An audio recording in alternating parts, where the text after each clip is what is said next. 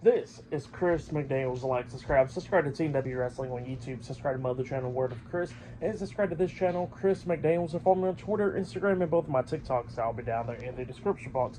And I'm here to do my WWE Friday Night SmackDown November 1st, 2024 reviews. So here we're going to be discussing about tonight's episode of Friday Night SmackDown. Now, tonight's episode of SmackDown was taped. It was taped last week after SmackDown. So yeah, because they're going to be heading to Saudi Arabia for Crown Jewel. That's why it's taped for this week. But yeah, we kick off the show with the first segment of the night where we see the WWE Women's Champion, Nia Jax. She comes out there because, she comes out there and she starts talking in the middle of the ring, talking about how last time she was in Saudi Arabia, she won the Queen of the Ring tournament. And then she said after that, she went to SummerSlam and to defeat Bayley and become the WWE Women's Champion. And she says that the same result is going to be happening at Crown Jewel tomorrow, where she says that she'll defeat Liv Morgan and become the Women's Crown Jewel Champion. So yeah, that's what Nia Jax was saying there. And she was talking about how she's going to beat the hell out of Liv and all that.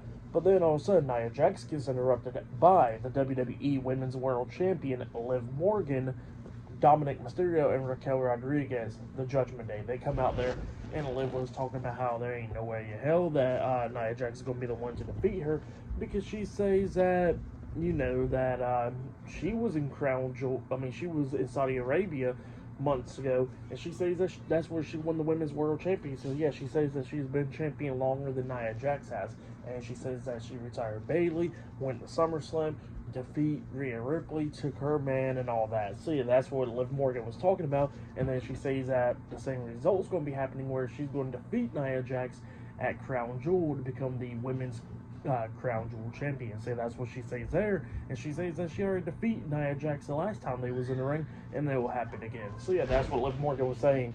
And then all of a sudden, Miss Money in the Bank, Tiffany Stratton, interrupts them, and Tiffany was talking about how she can cash in on Liv anytime. And then all of a sudden, Nia Jax was like, "Yeah, Tiffany can cash in on you." And then Tiffany looks at Nia and she says, "I can cash in on you too." So yeah, that's what happened there. Nia was not happy about that. But then Tiffany starts putting her focus on Liv and all that, talking a lot of crap, and then she says that Dominic is pretty damn dirty, and she says that she needs a little bit dirty in her life. So yeah, that's what she says there, and then Liv kind of got all pissed off, and then Tiffany just punches her in the face, knocking her down to the mat, and knocked her out of the ring, and then Liv Morgan wants a match after that. So yeah, up next it'll be Liv Morgan versus Tiffany Stratton one-on-one on SmackDown. So yeah, I'll see you guys later. Till then. So the next thing to happen on Friday Night SmackDown, we get to the first match of the night. It was WWE Women's World Champion Liv Morgan with Raquel Rodriguez and Dominic Mysterio, the Judgment Day, versus Miss Money in the Bank, Tiffany Stratton, with the WWE Women's Champion Nia Jax at ringside. So yeah, Liv Morgan versus Tiffany Stratton one-on-one. So yeah, this match, it was very quick. It did not last long at all. Just only a couple minutes, actually. I don't even think not even 5 minutes. But yeah, pretty much they went on commercial break. They came back on. Liv Morgan was taking control of the majority of this match. But then Tiffany Stratton starts coming back at the ending, beating down Liv Morgan. But then all of a sudden, Nia Jax gets on the ring apron, distracting the ref. And Tiffany decides to grab the Money in the Bank briefcase to try to hit Liv upside the head with the briefcase. Well, then Liv moves out the way and then rolls up Tiffany Stratton, grabbing the tights, pinning Tiffany Stratton for the 1, 2, 3. So yeah, Liv Morgan defeated Tiffany Stratton tonight in a one-on-one match. But then, after the match ended, Nia Jax was trying to get into the ring. She gets hit with a drop kick by Liv. Nia hits the mat, and then Liv grabs the Money in the Bank briefcase, hits Tiffany upside the head with the briefcase. Well, then she tries to hit Nia with the briefcase, but Nia grabs the briefcase and pulls out of Liv's hand. She hits Liv. Raquel tries to get in. She gets hit with the briefcase as well. Dominic gets on the ring apron. He gets hit with the briefcase as well. Liv got hit one more time with the briefcase. Nia drags Liv to the corner, climbs up the second turnbuckle, and jumps off with the Annihilator onto Liv, laying her out. So yeah, for the match, what happened after the match, I'll give it all 1.5 stars. That's what I'll give it. It was alright. But yeah, then after that, we see like a video promo from Kevin Owens. Kevin Owens sent in a video cutting a promo talking about how he never wanted to do this to Randy and how he always looked up to Randy and they always been friends. And he says that he was trying to call Randy all week, but Randy has not been trying to pick up the phone. But he says that Randy hurt his feelings, so he says that at Crown Jewel, he's going to have to hurt Randy. So yeah, that's what Kevin Owens was saying. Pretty good promo from KO. But yeah, later on tonight it'll be Cody Rhodes and Randy Orton versus Imperium in a tag team match in the main event for tonight's SmackDown.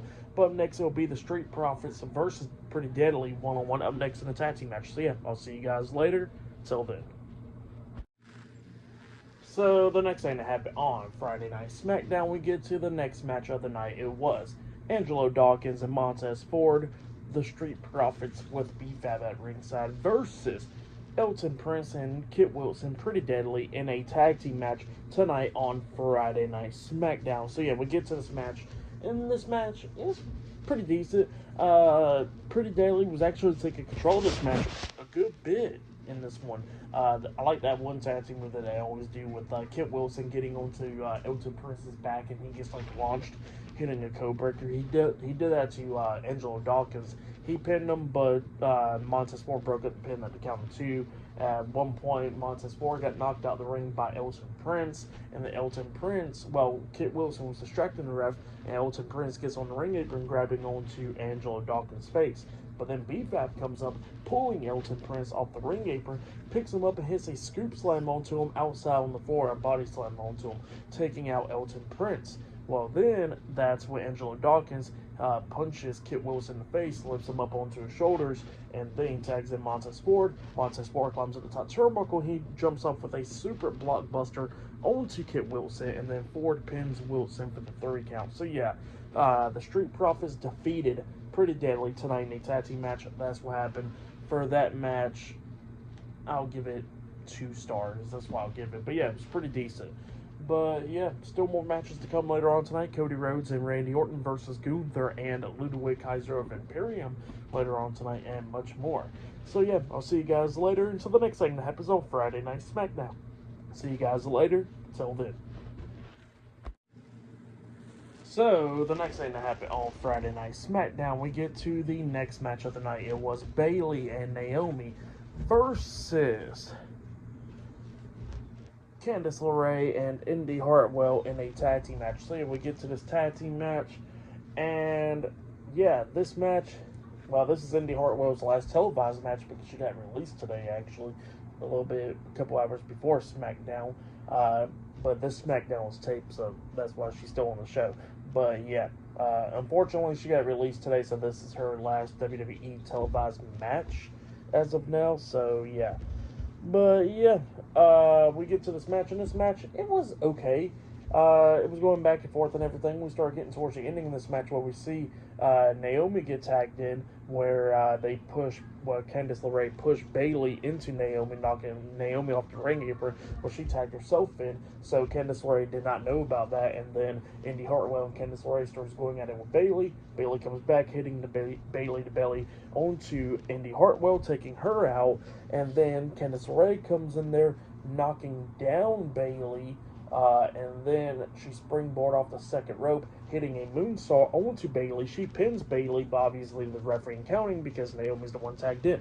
Well, Candice LeRae breaks up the pin, and she starts arguing with the ref up until she turns around. She gets hit with the rear view by Naomi, and then Naomi pins Candice LeRae for the 1, 2, 3. So yeah, Naomi and Bayley defeated Candice LeRae and Indy Hartwell tonight in a tag team match.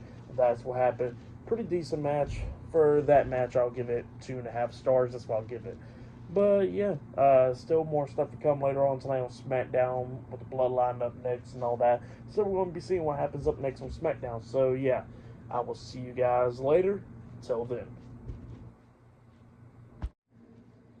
So the next thing to happen on Friday Night SmackDown, we get to the next segment of the night where we see Roman Reigns and Jimmy Uso. So yeah, Roman Reigns and Jimmy Uso comes out there to the ring, and then Jimmy Uso grabs the mic and he starts telling Roman that, you know, that he made up with Jey Uso this past Monday Night on Raw, and how Roman Reigns should do the same thing to make up with Jey Uso, squash the beef and everything, so they can go on and take care of the bloodline and all that, because they said they need Jey to help him out with the bloodline situation. So yeah, that's what Jimmy was telling Roman, and he says that they should squash the beef. And yeah, that's what he says there. And then Roman grabs the mic and he's about to talk up until Jey Uso comes out there. So yeah, Jey pretty much interrupted Roman. Jey comes out there and he grabs the mic and he says that there's a couple things on his mind. He says that there's two reasons why he's coming out there to help Roman and Jimmy and stuff. And number one, because the bloodline costed him his Intercontinental Championship. And number two, that his family's in trouble. He needs to help them. So yeah, that's what Jey Uso was talking about there. But then Jey was pretty much telling Roman that all these years Roman has physically, emotionally, and mentally beat him down so much. So yeah, that's what he was telling Roman. And he says that, you know, he don't want to be Roman's right hand man. He don't want to pretty much play second fiddle to Roman. He says he wants to be Roman's equal, and instead of having him like as a tribal chief, he wants him as a cousin instead. So yeah, that's what Jey was saying, and he says if you pretty much consider me as an equal and don't disrespect me at all, then I'll be by your side for crown jewels. So yeah, that's what Jey tells Roman, and then Roman grabs the mic and he says eat.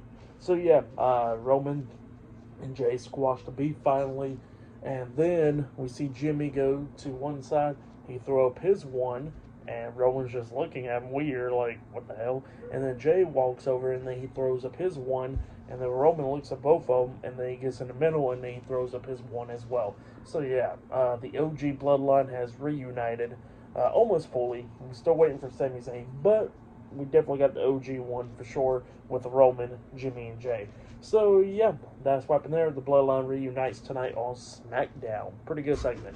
But yeah, then after that, we see Byron Saxton going up to interview the new WWE Tag Team Champions, Chris Sabin and Alex Shelley, the Motor City Machine Guns. So yeah, he interviews them, and they was talking about how great it is to be on SmackDown, how great it is to be the new WWE Tag Team Champions and all that. But then they get interrupted by Austin Theory and Grayson Waller, A-Town Down Under. And A-Town Down Under was talking about how pretty much they want them on the Grayson Waller effect next week on SmackDown. They pretty much accepted. So yeah, that's what's going on there. And yeah, up next it'll be a Fatal 4-Way match. It'll be Bianca Belair versus Io Sky versus Piper Niven versus Lash Legend, I think. Up next in the Fatal 4-Way match on SmackDown. So yeah, I'll see you guys later. Till then.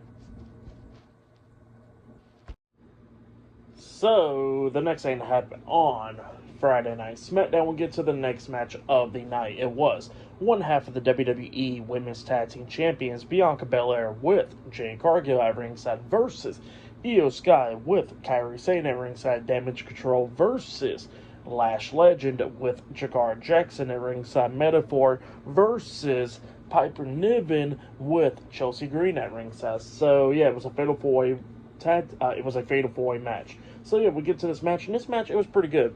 Bianca versus Io versus Lash versus Piper.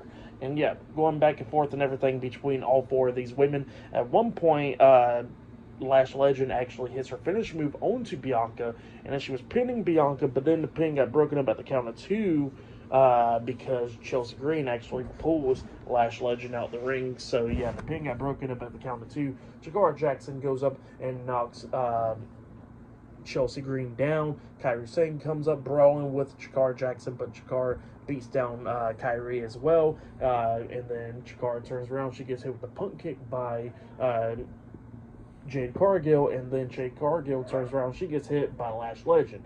And then Lash Legend gets into the ring. Everybody's going at it. Piper Niven starts dominating at one point, slamming Lash Legend down, hitting a senton on her. But then all of a sudden, we see Bianca Belair come in the ring, hitting like a spinebuster or whatever on the Piper Niven, taking her out. Lash Legend actually takes out Bianca Belair.